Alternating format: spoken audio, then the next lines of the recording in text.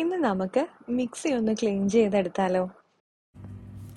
അതിനായിട്ട് നമ്മുടെ മിക്സിയുടെ ജാറിലേക്ക് ഞാൻ കുറച്ച് നമ്മുടെ ഡിഷ് വാഷ് ലിക്വിഡ് ഒഴിച്ചു കൊടുത്തിട്ടുണ്ട്. നിങ്ങൾ ഏതാണോ ഉപയോഗിക്കുന്നത് അത് ഉപയോഗിക്കാം കേട്ടോ. ഇതിലേക്ക് ലേശം ഉപ്പും കൂടെ ചേർത്തിട്ട് കുറച്ചൊന്ന് വെള്ളവും കൂടെ ഒഴിച്ചു കൊടുക്കാം.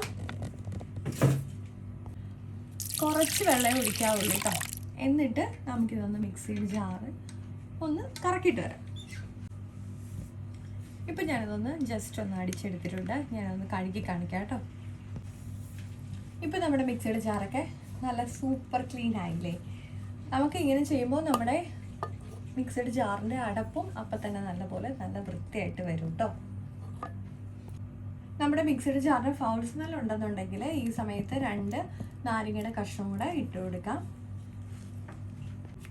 അടുത്തതായിട്ട് നമുക്ക് മിക്സിയുടെ ബാക്ക് പോർഷൻ എങ്ങനെയാണ് കഴുകുന്നതെന്ന് നോക്കാം.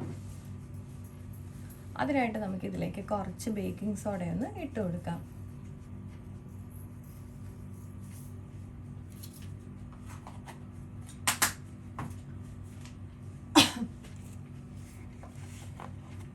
ഇനി ഇതിലേക്ക് നമുക്ക് കുറച്ച് വിനാഗിരി ഒന്ന് ഒഴിച്ചു കൊടുക്കണം കേട്ടോ.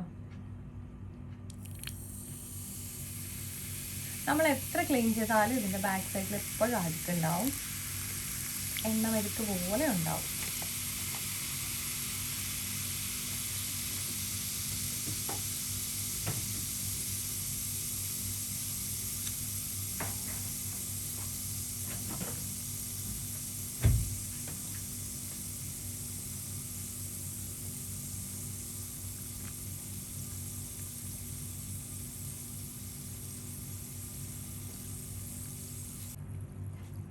ഇനി നമുക്കിതൊന്ന് വാഷ് ചെയ്തെടുക്കാം.